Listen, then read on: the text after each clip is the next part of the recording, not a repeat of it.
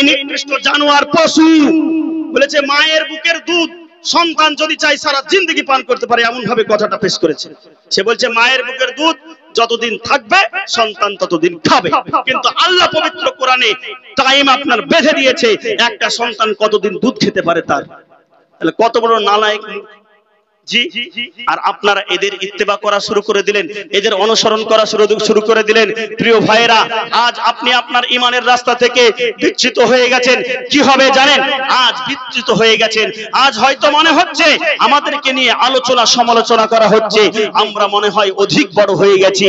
কাল যেদিন আজ থেকে 1400 বছর আগে দুনিয়ার মধ্যে আমার আপনার নবী তৌবাহের বাদশা নবী কামলিওয়ালা যখন দুনিয়ায় এসেছিলেন, আবু জেহেল কত চেষ্টা করেছিল আমার নবী পাক সাল্লাল্লাহু আলাইহি ওয়াসাল্লামের কাছ থেকে দলিল তালাশ করেছিল। এ বেটা মুহাম্মদ, তুমি তো আল্লাহর নবী, তো আল্লাহর নবী যেহেতু সেহেতু একটা দলিল দাও, তুমি যে নবী সেটা কি করে বুঝবো? তা আল্লাহর নবী বলছে আমার চাচা যান, আপনি কি দলিল নেবেন? আল্লাহর নবী সাল্লাল্লাহু তাআলা আলাইহি ওয়া আলিহি ওয়াসাল্লামকে বলা হচ্ছে আমার হাতের মধ্যে কি আছে তোমাকে বলতে হবে। শুনেছেন ঘটনা, আমি বড় করছি না, ওর জন্য ছোট ছোট করে বলছি জি। তো আল্লাহর নবী বলছে আমি বলবো না, তোমার হাতের মধ্যে যে জিনিসটা আছে ওটাই বলবে। তো আবু জেহেলের মনে মনে খুব খুশি, বলছে মুহাম্মদ একটা পাগল, আমার হাতে তো আছে পাথর, আর পাথরে কি কথা বলতে পারে? পাথরের দ্বারা কথা বলা সম্ভব না। ও যদি বলতো চাচা আমি বলছি, তাহলে যদি ঠিক হয়ে যেত তাহলে একটু আমি বিপদেই পড়তাম। আর ও বলছে তোমার হাতের মধ্যে যে আছে সেই বলবে, এত কোনোদিন সম্ভব না। তো মুহাম্মদ এক কাজ করো, আমার হাতের মধ্যে যে জিনিস আছে তাকেই বলতে বলো। কি আছে? তা হাতের পাথর রাসূলুল্লাহ সাল্লাল্লাহু আলাইহি ওয়াসাল্লামের নামে কালেমা পড়ে আবু জেহেলকে জানিয়ে দিয়েছিল। আবু জেহেল মান্য করেছিল নবী বলে জি, আমাদের নবীকে তারপরে মেনেছিল? মানে নাই। আল্লাহর নবী বলছে মুহাম্মদ, দুনিয়ার মধ্যে তো তোমার জাদু খুব খাটে দেখছি, তো একবার আসমানে খাটিয়ে দেখাও ধিনি। তুমি যে আল্লাহর নবী, তো দুনিয়া থেকে আসমানের চাঁদকে দ্বিখণ্ডিত করে দেখাও তো। আল্লাহর নবী সাল্লাল্লাহু আলাইহি ওয়াসাল্লাম আঙ্গুল দিয়ে ইশারা করে দিলেন, সঙ্গে সঙ্গে আসমানের চাঁদ দু টুকরো হয়ে গেল। ব্রাদারানে ইসলাম, তারপরে কি আবু জেহেল মান্য করেছিল?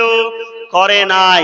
তাই আমি বলি ভাইজান, রিকোয়েস্ট আপনাদের কাছে, আপনাদেরকে একটাও আক্রমণ করার জন্য এখানে আসিনি, আবেদন করি একটু বুঝে আবু জেহেলের উত্তরসূরি হতে যাইয়েন না। আবু জেহেল যদি হন, আবু জেহেলের উত্তরসূরি হন, তাহলে সব জায়গাতে দলিল তালাশ করবেন।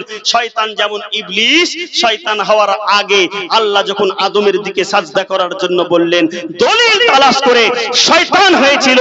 আপনিও কিন্তু ওই জায়গা কিন্তু অতিক্রম করতে যাচ্ছেন, এখনো সময় আছে, ফিরে আসুন, নচেত আপনাকে কিন্তু সমুদ্রের তলদেশে যখন পড়ে যাবেন, কোনো ডুবুরি এসেও বাঁচাতে পারবে না। জি বাবা জীবন, আরো এর ফিতনা আছে। আপনাকে মোবাইলে যদি আপনি শুনতে চান, আমি এখনো শুনিয়ে দিতে পারবো।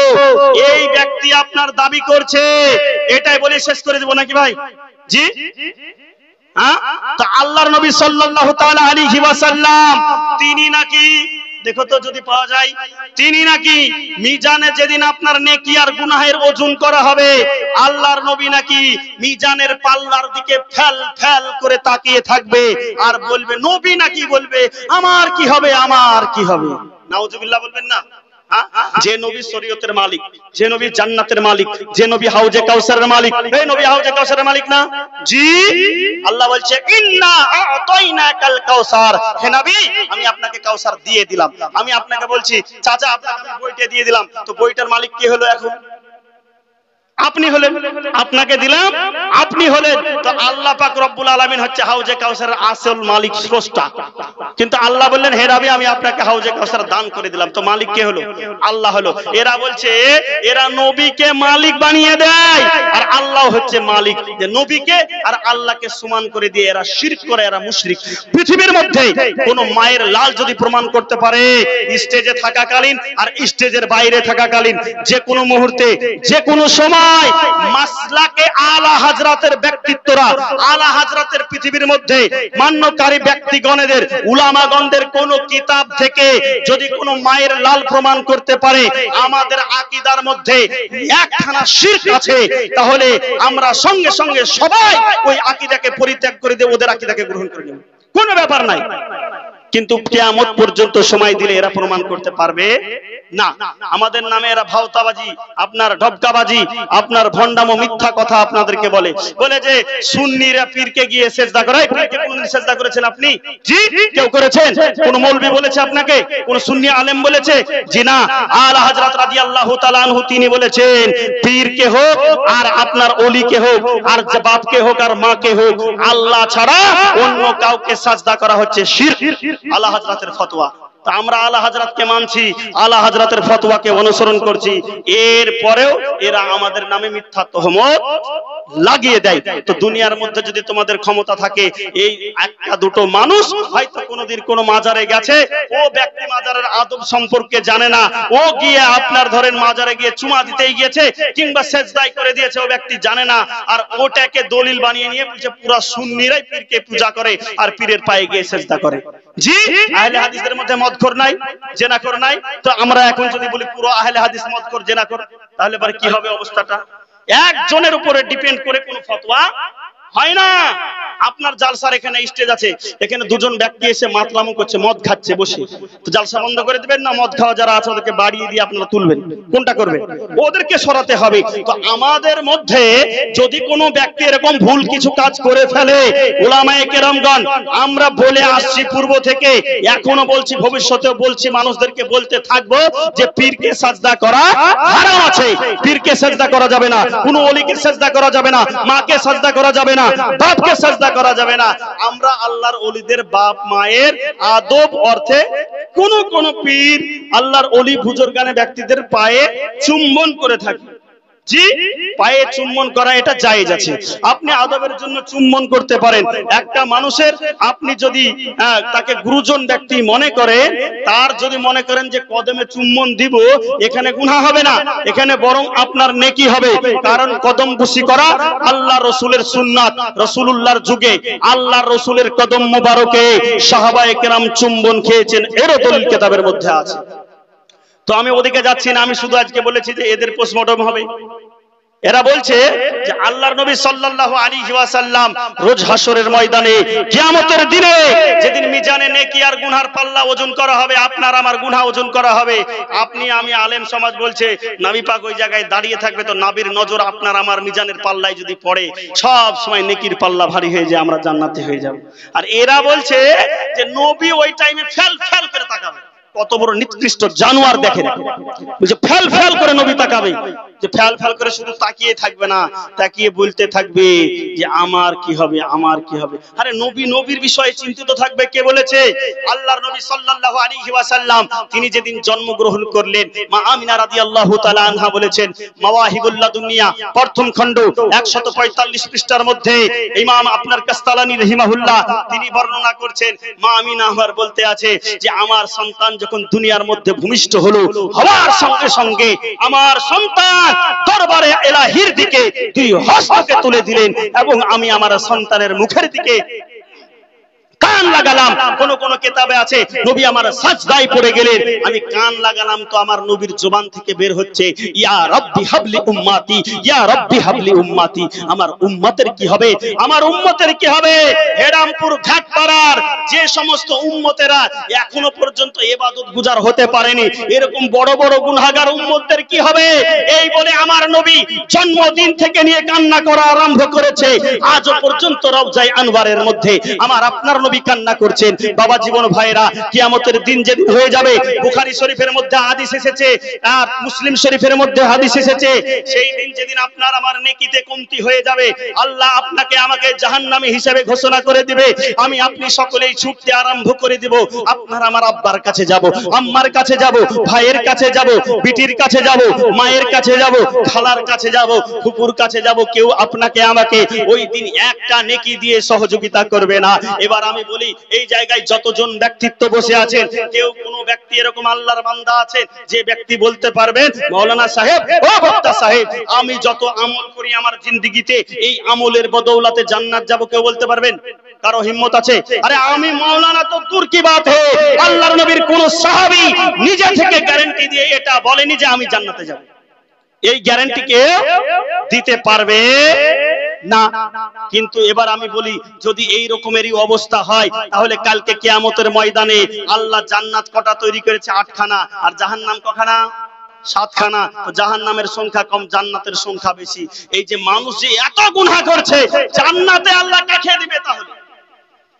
আল্লাহর নবী সাল্লাল্লাহু আলাইহি ওয়াসাল্লাম বলছেন, যেদিন ছোটাছুটি করবে মানুষ, এক সময় তারা বলবে এইভাবে করে আর থেকে কোনো লাভ নেই, চলো আমাদের আদি পিতা আদম আলাইহিস সালামের নিকটে চলে যাই। আমি আপনি সকলে মিলে দৌড়ে দৌড়ে হযরতে আদম আলাইহিস সালামের নিকটে চলে যাব। ইয়া রাসূলুল্লাহ, ইয়া হাবিবাল্লাহ, হে আল্লাহর নবী আদম আলাইহিস সালাম, ইয়া আবি, হে আমাদের বাপ, হে আমাদের পিতা আদম আলাইহিস সালাম, আমরা তো আপনারই সন্তান বটে। দুনিয়ার মধ্যে চলতে ফিরতে উঠতে বসতে আল্লাহর নাফরমানি করেছি, নবীকে ভালোবাসতে পারিনি, ঠিক করে নবীর কথা মেনে চলতে পারিনি, একটু আমাদেরকে আল্লাহ জাহান্নামী হিসেবে ঘোষণা করে দিয়েছে। আপনি কি পারবেন আমাদেরকে একটু জান্নাতে নিয়ে যেতে? আদম আলাইহিস সালাম বলবেন, নট অ্যালাউড, হবে না, হবে না, হবে না, আমার কাছ থেকে চলে যাও। আমরা সকলেই তখন মনকে খারাপ করে নিয়ে ফিরে চলে আসবো। আবার যাব হযরতে নূহ আলাইহিস সালামের কাছে। নূহ আলাইহিস সালামের কাছে গিয়ে বলবো, হে আল্লাহর নবী নূহ, যেদিন পৃথিবী ব্যাপী বন্যা হয়েছিল সেই দিন তুমি কাস্তি তৈরি করে, নৌকা তৈরি করে তোমার উম্মতদেরকে যেভাবে বাঁচিয়ে নিয়েছিলে, আজকে আমরা আপনার নিকটে এসেছি, আমাদেরকে ওই আপনার নৌকার মতো ছায়াতলে একটু আশ্রয় দিন, যাতে করে আল্লাহ আমাদের জাহান্নামের খাতা থেকে নামটাকে কেটে দিয়ে জান্নাতি বানিয়ে দিতে পারে। আল্লাহর নবী নূহ বলবে, হবে না, চলে যাও। ইব্রাহিম আলাইহিস সালামের কাছে যাব, হবে না, চলে যাও। হযরতে মুসা আলাইহিস সালামের কাছে যাব, হবে না, চলে যাও। ঈসা আলাইহিস সালামের কাছে যাব, তিনি বলবেন যে তোমরা বেকুবের মতো এখানে ওখানে ঘুরে বেড়াচ্ছ কেন? আমি নবী ঈসা দুনিয়ায় ছিলাম ঠিকই, কিন্তু আমি দুনিয়ায় 2 বার গিয়েছি। হযরতে ঈসা আলাইহিস সালাম দুনিয়ায় কতবার এসেছেন? একবার অলরেডি এসেছেন, আর একবার আসবেন কিয়ামতের পূর্বে পূর্বে, কিন্তু নবী হয়ে আসবে না, আমার আপনার নবীর উম্মত হয়ে আসবে। আল্লাহর নবী ঈসা বলছে, আমার কাছে কেন এসেছো? রাহমাতুল লিল আলামিন করে আল্লাহ যাকে সৃষ্টি করেছে দয়ার ভান্ডার কাছে, দয়ার ভান্ডার করে ওই নবীর কাছে চলে যাও না। আমরা সকলেই তখন নিরাশ হয়ে, আপনার চিন্তিত হয়ে সবাই নবীর কাছে চলে যাব। আমার আপনার নবীর কাছে যখন যাওয়া হবে, আমার আপনার নবী সাল্লাল্লাহু আলাইহি ওয়াসাল্লামকে বলা হবে, ইয়া রাসূলুল্লাহ, ইয়া হাবিবাল্লাহ, নবী গো, দুনিয়ার মধ্যে আপনার নাফরমানি করেছি, আল্লাহর নাফরমানি করেছি, দুনিয়ার মধ্যে নামাজ রোজা হজ যাকাত ঠিক করে করতে পারিনি, নবী আপনাকে রাজি করতে পারিনি, খুশি করতে পারিনি, কিন্তু আল্লাহ বলেছে, ওমা আরসালনাকা ইল্লা রাহমাতাল লিল আলামিন, হে নবী আপনাকে তো আমি সারা জাহানের জন্য রহমত করে পাঠিয়েছি। নবী গো, ইহুদি ছেলে তোমার জুতো মুবারককে বুকে ধরেছিল, তাই বেঈমান হয়ে তুমি নবী মরতে দাওনি, তাকে ঈমানদার বানিয়ে দুনিয়া থেকে বিদায় করে দিয়েছো।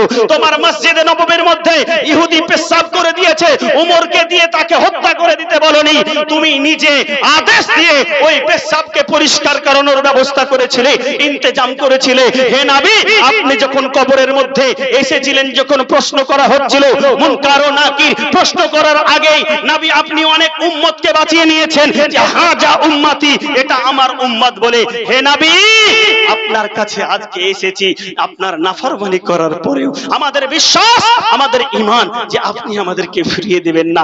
নবী একটু আল্লাহকে যদি আপনি বলেন, আমাদের জন্য সুপারিশের ব্যবস্থা যদি করেন, তাহলে খুবই ভালো হয়।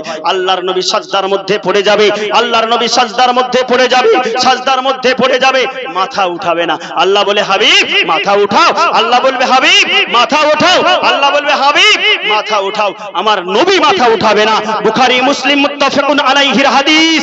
আল্লাহর নবী বলছেন, আমি ততক্ষণ পর্যন্ত আমি নবী সাজদা থেকে মাথা উঠাবো না, যতক্ষণ না পর্যন্ত আমার গুনাহগার উম্মতেরা জাহান্নাম থেকে জান্নাতে যাবে। জোরে বলুন সুবহানাল্লাহ। কি বুঝলেন? বুঝলেন কি? যে নবী পাক আপনার আমার মতন গুনাহগার উম্মতদেরকে জান্নাতে নিয়ে যাবে। হাদিস শরীফের মধ্যে এসেছে, আল্লাহর নবী বলছেন, শাফাআতি লি আহলিল কাবাইর মিন উম্মতি, আমি নবী আমার উম্মতদের মধ্যে যারা বড় বড় গুনাহ করে, ছোট গুনাহ না, ছোট না, ছোটদের কথা বলেনি, আল্লাহর নবী বলছে যারা বড় বড় গুনাহ করে, শাফাআতি, আমি তাদেরকে শাফাআত করব। জোরে বলুন সুবহানাল্লাহ। তো আল্লাহর নবী ছোট ছোট সাগীরা গুনাহ করনেওয়ালা উম্মতদেরকে পার করবে, শুধু তাই নয়, বড় বড় গুনাহ করার পরেও আল্লাহর নবী তাদেরকে পার করে জান্নাতে নিয়ে যাবে।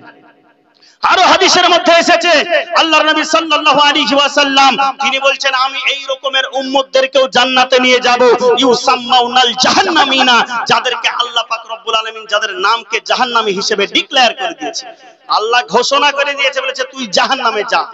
তারপরে আল্লাহর নবী বলছে আমি ওই রকম ঘোষিত জাহান্নামী উম্মতদেরকেও আমি নবী জান্নাতে নিয়ে যাবো। জোরে বলুন সুবহানাল্লাহ। তো ব্রাদারানে ইসলাম, তাহলে বোঝা গেল আমার আপনার নবী দয়ার নবী, মায়ার নবী, সারাকুল কায়নাতের নবী, তিনি আপনাকে আমাকে শাফাআত করে জান্নাতে নিয়ে যাবেন। আরো হাদিস আছে বাবা জীবন, আরেকটা হাদিসের মধ্যে এসেছে আল্লাহর নবী বলছেন ইদা কানা ইয়াউমুল কিয়ামাতি কুনতু ইমামান নাবিয়্যিন ওয়া শাহিবা শাফাআতিহিম। আল্লাহর নবী বলছেন যেদিন কিয়ামতের দিন তৈরি হবে সেই দিন কুনতু ইমামান নাবিয়্যিন, সেই দিন আমি হব সমস্ত নবীগণদের নেতা। জোরে বলুন সুবহানাল্লাহ। কার নেতা হবে বলেছেন? জি, নবীদের নেতা হবে বলেছেন। আপনার আমার শুধু না, যে যত নবী এসেছিলেন সব নবীদের নেতা হবে। এই জন্য আমার আলা হযরত আজিমুল বরকত মুজাদ্দিদুদ দ্বীন মিল্লাত ফজলে বেরলভী রাদিয়াল্লাহু তাআলা আনহু তিনি বর্ণনা করতে আছেন সবসে আলা ও আলা हमारा नबी सरे आला का दुल्हा, हमारे नबी खल्क से औलिया, औलिया से रसूल, रसूलों से आला हमारा नबी। जरे बोलो सुभान अल्लाह। বোঝা গেল কি যে রসুলদের থেকে যত রসুল এসেছে দুনিয়ায়, যত নবী এসেছে, প্রত্যেকটা নবী প্রত্যেকটা রসুলদের মধ্যে আলা head of the department leader হচ্ছে আমার আপনার নবী। তা আল্লাহর নবী হাদিসেও বলছেন কুনতু ইমামান নাবিয়্যিন, কিয়ামত দিবসে আমি হব সমস্ত নবীগণদের নেতা। শুধু আল্লাহর নবী বলছে শুধু নবীগণদের নেতা হয়ে থেকে যাব না, ওয়া সাহিবা শাফাআতিহিম, এবং আমি তিনাদেরকে শাফাআত করে জান্নাতে নিয়ে যাব। আমি আপনার কিনা তাদের আপনার শাফাআতের সরদার হব। আল্লাহর নবী বলছেন আমি তাদের শাফাআতের সরদার হব। আর এইদিকে কাটমুল্লাহ মুন্সি বলছে যে নবী নাকি ফেল ফেল করে মিজানের পাল্লার দিকে তাকিয়ে থাকবে। আরে আহলে হাদিস ভাইরা, আপনাদের নিকটে আবেদন করি, আপনাকে আক্রমণ করার জন্য আসিনি, বারে বারেই বলছি আপনি একবার চিন্তা করে দেখেন তো আমার আপনার নবী সাল্লাল্লাহু তাআলা আলাইহি ওয়া আলিহি ওয়াসাল্লাম তিনার ব্যাপারে যারা এত নোংরা ধরনের বাজে কথা ব্যবহার করতে পারে তাদের অনুসরণ আপনি কিভাবে করছেন? আজকে রাত্রে বেলায় বাড়ি যাবেন, যাওয়ার পরে ঘুমের ঘরে আপনার ঘুম পাড়তে পাড়তে চোখটাকে বদ্ধ করে একটু ভাবুন তো যে নবীকে এত বড় কথা বললো, একটু মহব্বতের দৃষ্টিকোণ থেকে ভাবুন। আমি গ্যারান্টি সহকারে বলতে পারি আপনি সকাল বেলায় উঠে আহলে হাদিস মতাদর্শকে পরিবর্তন করতে পরিত্যাগ করতে বাধ্য হবেন। যদি সত্যিকারের আপনার মন যদি এখন ঠিক থাকে, কলব যদি ঠিক থাকে, আর যদি না থাকে কোনোভাবেই সম্ভব নয়। কারণ আল্লাহ বলছেন খাতামাল্লাহু আলা কুলুবিহিম, আল্লাহ তাদের কলবের মধ্যে সিলমোহর মেরে দেয়, তালা মেরে দেয়। একটা সময় এমন হয়ে যায় যে তালা মেরে দেয়, আর খোলা সম্ভব হবে না। দরুদ পড়ি আল্লাহুম্মা سيدنا مولانا محمد وعلى آل سيدنا مولانا محمد صل على محمد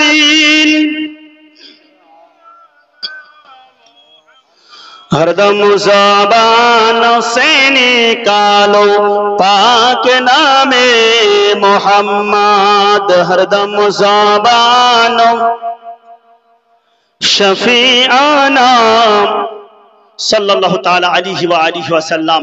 तो ब्रादार आलोचना করতেছিলাম যে রাসূল সাল্লাল্লাহু আলাইহি ওয়াসাল্লাম তিনি শাফাআত করতে পারবেন কিনা।